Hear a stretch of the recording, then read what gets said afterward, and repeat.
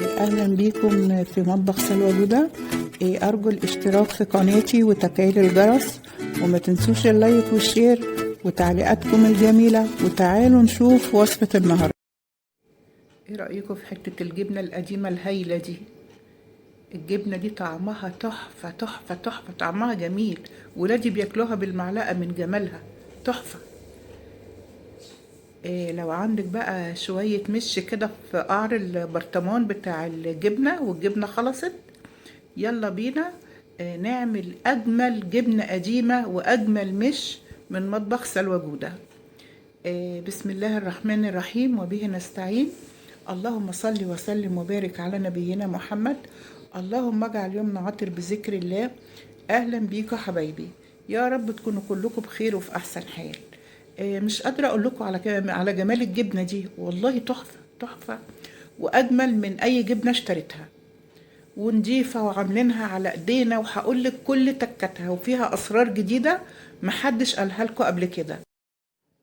رجاء ان تشوفوا الفيديو لاخر مشهد، عشان قايله لكم فيه تكات كتير قوي، وقايله لكم فيه كمان ازاي تعملي طبق جبنه قديمه طعمه تحفه.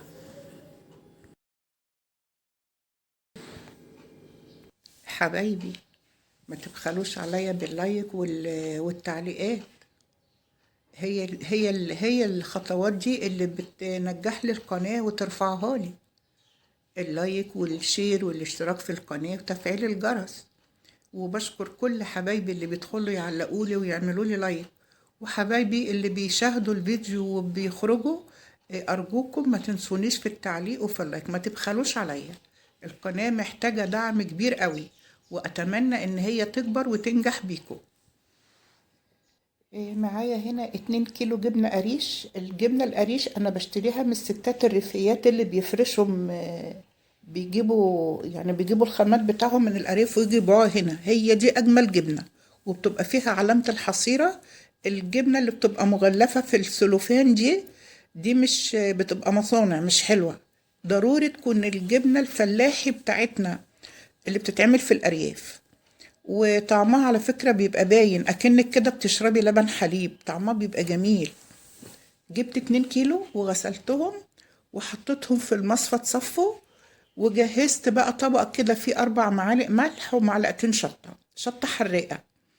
وابتدي بقى اغلف الجبنة حلوة قوي. يعني بصوا، اخلي كده الحاجة ايه، يعني مش هقولك اضغط عليها عشان ما تتفتفتش في ايدك، بس حاولي ايه تخلي الملح كده ايه يمسك فيها بالراحة كده. تمام، هكمل بقى بقية الكمية دي كلها.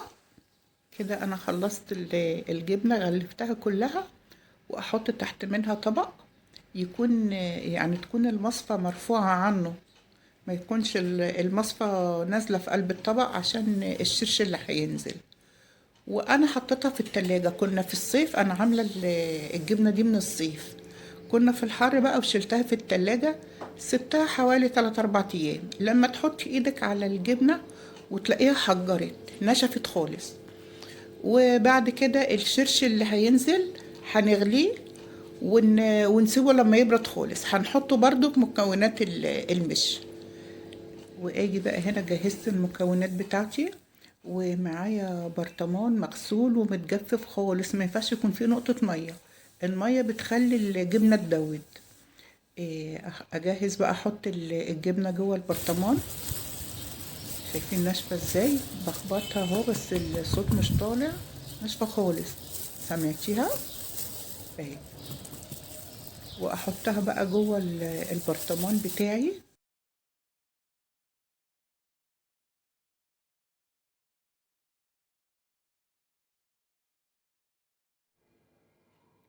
ومجهزة 2 كيلو لبن من اللبانة حبايبي، من اللبان، مش لبن بقى العلب والشركات والكلام ده. 2 كيلو لبن دسم كده بخيره، واغليه واسيبه لما يبرد خالص. انا غلياه وسبته لما برد، وسيبيه بالقشطة بتاعته، لو عمل قشطة سيبيها. ومعايا معلقة كبيرة مليانة ملح، ومعلقتين كبار شطة، وانزل بيهم في اللبن واقلبهم حلو قوي.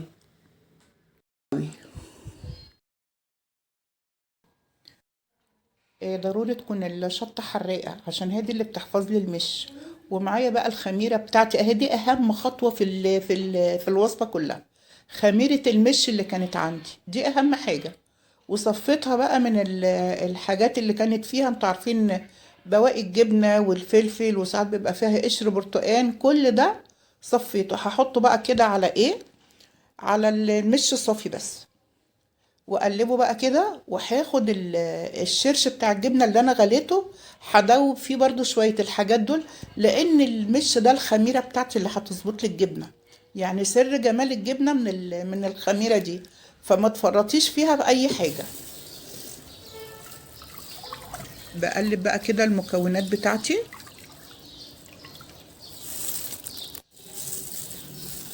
وادي بصوا اهو، ادي الشرش بتاعي اهو. قلبته اهو في حبه، وزودت شويه لبن، وقلبته حلو قوي عشان اخد كل خلاصه المش، ما اسيبش منه ولا نقطه.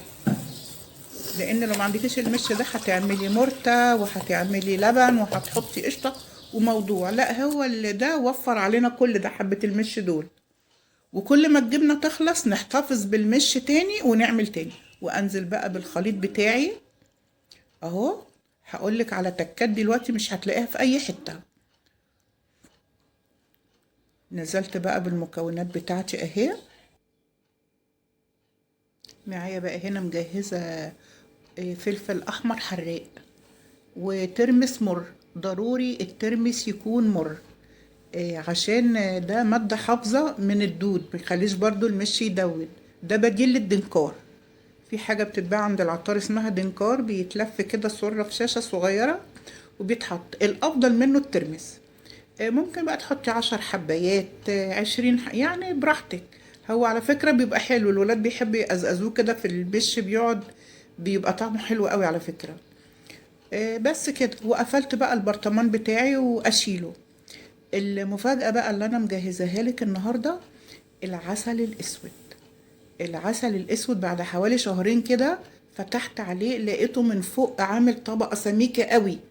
امسكيه رجيه هيختلط ببعضه، هتلاقي تحت عامل زي المية وفوق سميك. ما تزوديش اي حاجة، رجيه كده هيبقى قوامه طبيعي خالص. وفي بقى كمان تكة جميلة قوي.